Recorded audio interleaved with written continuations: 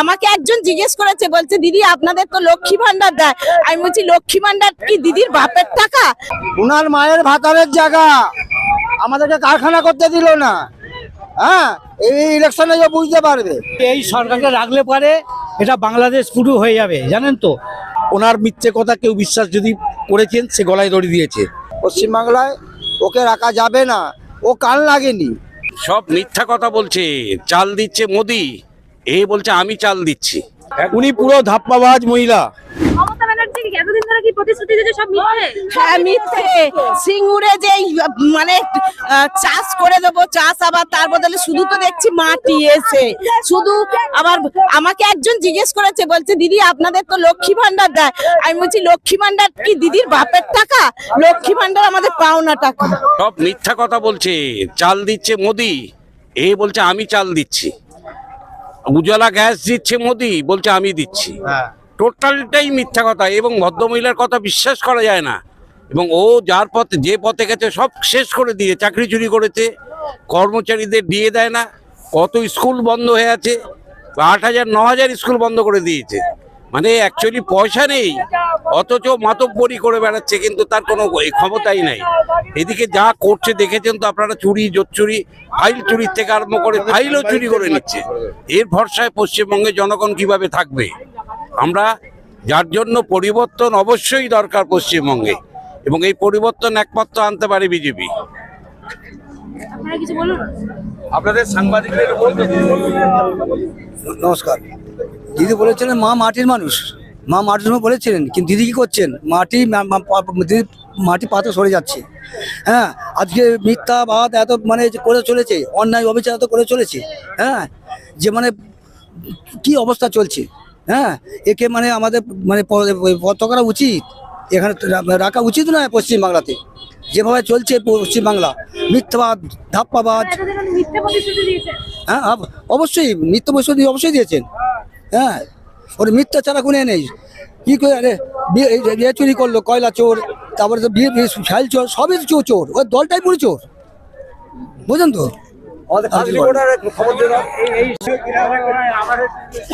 এই সরকারকে রাখলে পারে এটা বাংলাদেশ পুরো হয়ে যাবে, জানেন তো।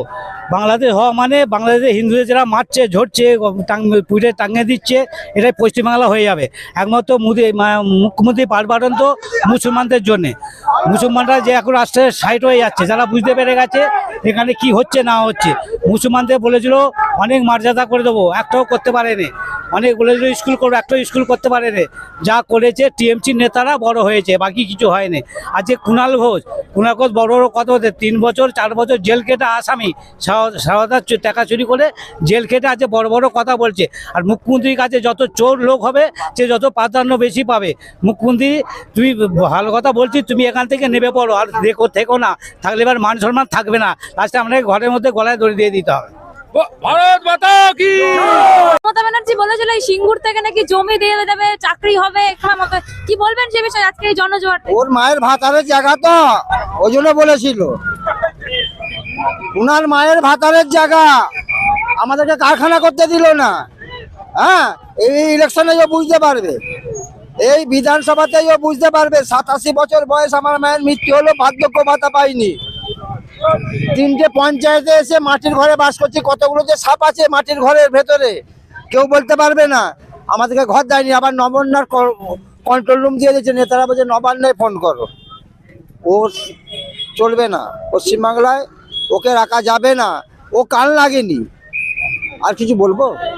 দিদি তো প্রতিশ্রুতি অনেক জায়গায় দিয়েছে, প্রতিশ্রুতি একটা পালন করেনি। বিকাশ যুবকরা হাই হাই করছে। পশ্চিমবাংলায় তো 4 জায়গায় চলছে, বেলডাঙ্গা 4 জায়গায় চলছে। পশ্চিমবাংলার এই হাল চলছে, মানে গরিব লোক আর পাড়া গ্রামের লোক তো খেতেই পাবে না। টাউনের লোক যেগুলো খেতে পাবে, পাড়া গ্রামের লোক খেতে পাবে না। পাড়া গ্রামে না আছে একটা জব কার্ড, না আছে কাজ। মানে 2-4টে মানে ধান কাটা কাজ হয়, 2-4 দিন হয়। হ্যাঁ, 2-4 দিন ধান কাটা কাজ হয়, কাজ শেষ হয়ে যায়। আমরা বেকার বসে থাকি, ওখানে কাজ ফাজ পাই না। তা তো আমরা কাজে বেরোতে গেলে মমতা দিদির লোক আমাদের পশুলারে মারে। আমরা জয় শ্রীরাম বলেছি পশ্চিমবাংলার মধ্যে। আরো যে মানে এই যে কেস, মানে যে গ্রাম বাংলা যে কেস চলছে, এই যে এনআরসি যে মানে ভোটার কার্ডে যে এই সংশোধন হচ্ছে, এসআইআর, ওই নিয়ে দিদির লোক কিন্তু বিশাল হারে মারধর করছে। হ্যাঁ, এইটা কিন্তু কাজটা ভালো করে না। এই এন্দাকর রাজনীতি নয়। রাজনীতি হচ্ছে সবাইকে নিয়ে, সাতকা সাথ সাতকা বিকাশ, সবাইকে নিয়ে রাজনীতি। রাজনীতি যেটা করছে ওরা ভুল করছে। আগামী দিনে যে সরকার আসতে চলেছে বা যা দিন চলছে, ওরা সেই দিনটা খুব ভয়ানক করছে, কিন্তু আগামী দিনে কেউ বাঁচতে পারবে না। এন্দারা করলে পশ্চিম বাংলার লোকও বাঁচতে পারবে না, ভারতবর্ষের লোকও কেউ বাঁচতে পারবে না। এই প্রতিশ্রুতিটা সম্পূর্ণ না মিথ্যে ছিল এবং এইভাবে উনি রাজনৈতিক বৈতরণী পার করেছিলেন 11 সালে। উনি একজন পশ্চিমবাংলার মিথ্যে অপপ্রচার চালিয়ে যতদিন রাজত্ব করছে সবটাই মিথ্যে। ওনার মিথ্যে কথা কেউ বিশ্বাস যদি করেছেন সে গলায় দড়ি দিয়েছে। আর সারা পশ্চিমবাংলায় শিক্ষা বলুন, স্বাস্থ্য বলুন, কৃষিজ ক্ষেত্র বলুন, সবই অনাহারে মরছে মানুষ। উনি পুরো ধাপ্পাবাজ মহিলা। এতগুলো আমাদের স্বাধীনতার পর থেকে মুখ্যমন্ত্রী হয়েছে, ওনার মতন ভ্রষ্টাচার এবং ধাপ্পাবাজ ভাঁওতাবাজ মহিলা আমরা মুখ্যমন্ত্রী দেখিনি। আজকে উনি পশ্চিমবাংলার জন্য কোনো কিছুই করেননি। মমতা ব্যানার্জি তো একসময় সিঙ্গুরে প্রতিশ্রুতি দিয়েছিল যে কারখানার করে জমি ফেরত দেবে, সেই প্রতিশ্রুতি কি সব মিথ্যে ছিল? অবশ্যই মিথ্যে ছিল, শুধু মানুষের কাছে প্রমাণিত এটা মিথ্যে ছিল। উনি শুধু ক্ষমতায় আসার জন্য এই প্রতিশ্রুতিটা দিয়েছিলেন, কিন্তু সর্বনাশটা সিঙ্গুরের মানুষের শুধু নয়, সারা পশ্চিমবঙ্গ জুড়ে হয়েছে। অবশ্যই ধাপ্পা এখনো দিয়ে যাচ্ছেন। তার জন্য তো পরিবর্তন সংকল্প সভা আজকে এই পরিবর্তন সভা থেকে মোদিজি আজকে এখানে কারখানার ঘোষণা করবেন, পশ্চিমবঙ্গে আরো উন্নতি ঘোষণা করবেন, বেকার যুবক যুবতীদের যাতে কর্মস্থান হয় তার আজকে বার্তাই মোদিজি এখান থেকে দিয়ে দেবেন। আজ থেকে তৃণমূলের পতন শুরু, বিজেপির এখানে উত্থান শুরু। জয় শ্রীরাম। মমতা ব্যানার্জি এতদিন যা করেছেন সবই কি ধাপ্পা ছিল, সবই কি মিথ্যে ছিল? একদম ধাপ্পা, মিথ্যে, কুশাসন, দুর্নীতি এইসব ছাড়া মমতা ব্যানার্জি কিছু জানেন না। আজকে আপনাকে বলে দিচ্ছি যে বাংলার কালো মেঘ বাতাস ছেয়েছে, সেইটা আলো দিয়ে প্রকাশে বলছি আমরা সরাতে এসছি। মোদিজি এসছেন, বাংলার আবহাওয়া নীতি সব পাল্টে দেব আপনাকে বলে দিচ্ছি।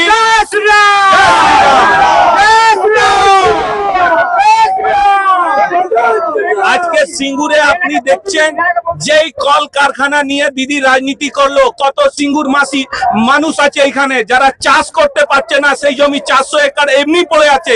শিল্প এলো না, চাষও করতে পেল না, কিন্তু মমতাকে গদি দিয়ে বাংলা কি করলো? 15 বছর এই বাংলা সয়েছে। পরিবর্তন আমরা পাল্টে দেব। ওই কালীঘাটে বসে আপনি দেখছেন সারা কাসবাতে ধর্ষণ হলো, ল কলেজে আজকালে ধর্ষণ হলো, বাংলার মা বোনের সম্মান দিতে পারছে না এই সরকার। এই সরকারকে উন্নত করে পারবে। এই আপনাকে বলে দিচ্ছি, আপনিও তো একটা মেয়ে, আপনিও তো আমাদের মধ্যে এই বাংলার জনগণের থেকে এসছেন। একটা মহিলাকে এই মালদায়, একটা সাংবাদিক মহিলাকে এই তোষণকারী সরকারের যে নেতৃত্ব মুসলমানরা আছে তারা কি করে ধর্ষণকারী মেরেছে আপনার মতন সাংবাদিককে। কি বাংলা এটা বোঝে না? বাংলাকে একটা কথা বলে দিচ্ছি, আজকে আমি অবাঙালি, কিন্তু আমি গর্বপাতে বলি আমি বাঙালি। আমি অবাঙালি, গর্বপাতে বলি আমি বাঙালি, 100 বার বলবো। আর বাঙালি আমার মাতৃভাষা নয়, কিন্তু আমি হিন্দি আমার মাতৃভাষা। বাঙালিকে সেইভাবেই আমরা গর্বিত রাখি। আর বাংলায় জন্ম নিয়েছি, চিরকাল বাংলায় থাকবো, চিরকাল ভাজপায় রাখবো। আর চিরকাল আপনাকে বলে দিচ্ছি, এই গোটা জনগণ মানুষগুলো পরিবর্তন হওয়ার চোখ বইছে দিয়ে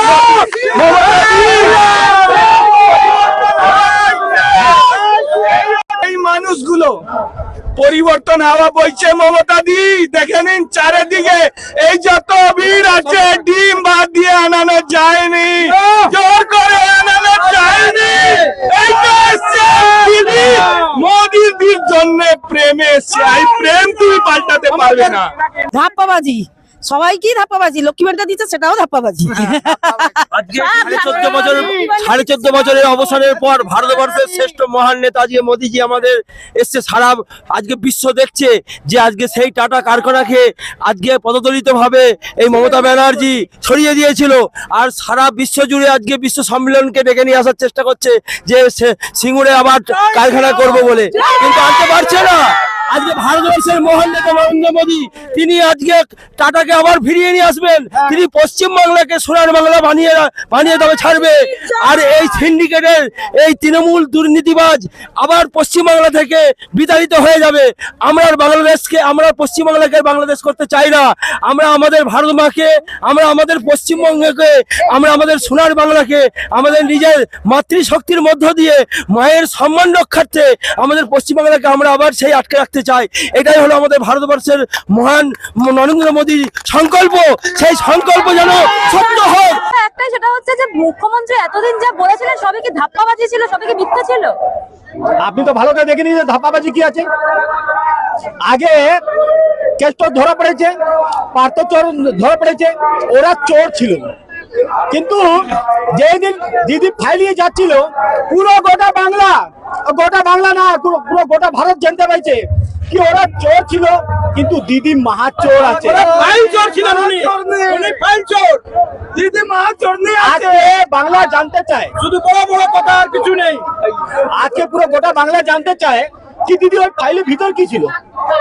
আপনার তো তাড়াতাড়ি আপনি এসেছেন, দিদি কি ছিল এই নেড়ো এখান থেকেই দিদি নবান্ন কাছাকাছি এসেছিল, তারপরে 15 বছর এখানে শাসন করেছে। আর আজকে এই মাটি বলে দিয়েছে কি এই মাটি যে আপনাকে নিয়ে এসেছে, এই মাটি আপনাকে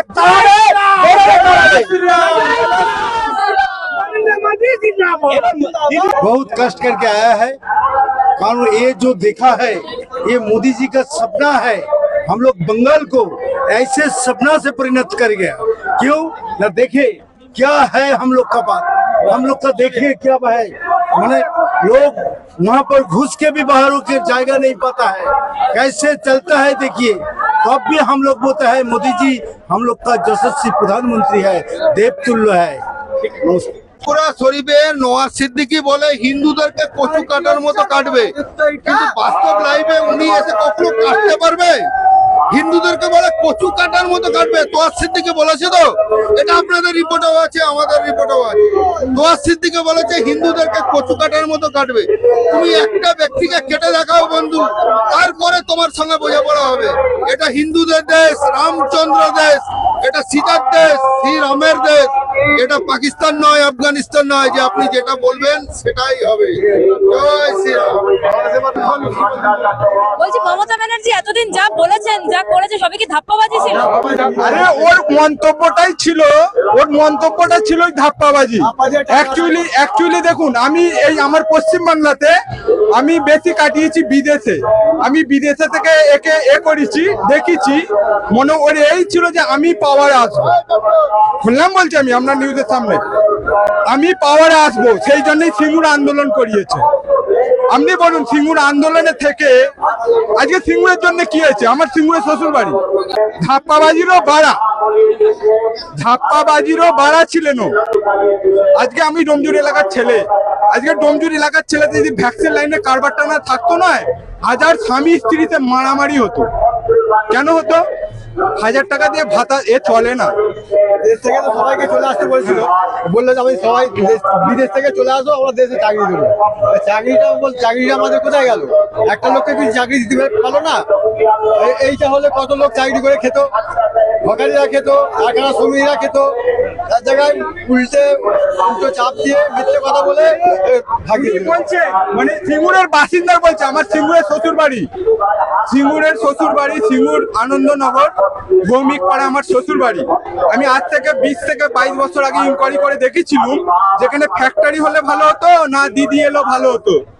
ওপেন গালাগালি পাচ্ছে দিদিকে, বলছে দিদি যদি মানে বাইরের লোক, ধরুন অন্য দেশের বাংলাদেশ হোক যাই হোক, দেশ থেকে নিয়েছে এখানে এনে আন্দোলন করতো, তাহলে আমাদের ফ্যাক্টরিটা চালু হতো। আপনি এখন তো কটা সিঙ্গুরের লোক মরেছে, কটা সিঙ্গুরের লোক আন্দোলন মরেছে। আজ থেকে যখন 15 বছর আগে দিদি আন্দোলন করেছে, দিদিকে একটা কথাই বলবো, ফাইলে কি আছে আপনি দেখান। আপনার ওই যে ফাইল আপনি নিয়ে গেছেন ওইটা কি আছে দেখান। সবচেয়ে আমার গুরু শুভেন্দু অধিকারী আমার কাছ থেকে পাস হলো, কিন্তু আমি দেখতে পেলাম না, কিন্তু টাটা দিলাম। কিন্তু একটা জিনিস বলো দিদিকে, ওই ফাইলে কি আছে আপনি দেখান। বাংলার আমি একটা সাধারণ শ্রমিক, আমি এটা বলবো, দিদিকে বলবো যে ফাইলে কি আছে আপনি দেখেন। নবান্ন আজকে কাঁপছে, দাদার এই জনসভা সিঙ্গুরে দেখে না ওই নবান্ন দিদি কাঁপছে। আর ওনার ওই নবান্নে থাকার অধিকার আর নেই, চলে যাক ভাইপোকে নিয়ে বাংলাদেশ। আজকে মানুষ এক কাট্টা হয়েছে, হিন্দু হিন্দু হিন্দু ভাই নিয়ে গেছে। ফাইলে কি আছে একবার দেখান। ফাইল যে উনি দেখিয়ে দিলেন যে আমার সব লোকেরা যে চুরি করে আর আমি হচ্ছি মস্ত চোর, তাই আমি ফাইল চুরি করে নিয়ে দৌড়াচ্ছি। এটা সারা জনগণ দেখে গেছে। ওনাকে কোর্টে ওই ফাইল জমা দিতে হবে। কোর্ট আছে, আমি ওপেনলি পাবলিকের সামনে সরকার আমাকে টাকা দিচ্ছে না, কেন্দ্র সরকার টাকা দিচ্ছে না। আপনার যদি সরকার এখান থেকে ট্যাক্স নিয়ে চলে যাচ্ছে, আইনত কথা নিয়ে আপনি কানুনি তরফে যাচ্ছেন না কেন? আমি আম পাবলিক হয়ে বলছি, আপনি কানুনি তরফে যাচ্ছেন না কেন? করুন, কেন টাকা দেবেন? আপনার ওই ফাইলটা আপনি নিয়ে গেছেন, ওই ফাইলে কি আছে আপনি টাকা দিচ্ছেন দেখান। মমতা ব্যানার্জি অভিষেক ব্যানার্জি যুব সম্পদ পুরো শেষ করে দিল। পুরো যুব সম্পদ শেষ শেষ। চাকরি নেই, কর্ম নেই, পশ্চিমবাংলায় কর্ম নেই, চাকরি নেই, কিচ্ছু নেই, সব শেষ। শিক্ষা শেষ, সব শেষ। নন্দীগ্রাম এবং কাটা থেকে উঠেছে মমতা বন্দ্যোপাধ্যায়। এই নন্দীগ্রাম কাটা থেকে মমতা বন্দ্যোপাধ্যায় নিষ্পত্তি হবে, এটা কেউ রুখতে পারবে না। কেন বাংলার মানুষ, বাংলার জনগণ সবাই বুঝে গেছে যে আমরা 2 টাকা ইনকাম করলে আমরা 1 টাকা বাঁচাতে পারবো। কিন্তু মমতা বন্দ্যোপাধ্যায় যেটা করেছে, এখন যে বাচ্চা জন্ম নিচ্ছে তাকে 58,000 টাকা ভর্তুকি দিতে হচ্ছে। মমতা বন্দ্যোপাধ্যায় এই জিনিসটা করেছে। মুখ্যমন্ত্রী মমতা ব্যানার্জি কি করে হুমায়ুন কবির বলে 70% হিন্দুকে কেটে গঙ্গায় ভেসিয়ে দেবে? কি করে বলে ওর রাজ্যে? ও তো নিজে হিন্দুর লোক, নিজে হিন্দুর মেয়ে। হ্যাঁ, লজ্জা লাগে না? তো লজ্জা নেই? হুমায়ুন কবির বলে 70% হিন্দুকে কেটে নদীতে ভাসিয়ে দেবে। আর কি হচ্ছে তোর বাবার রাজত্ব এটা? হ্যাঁ।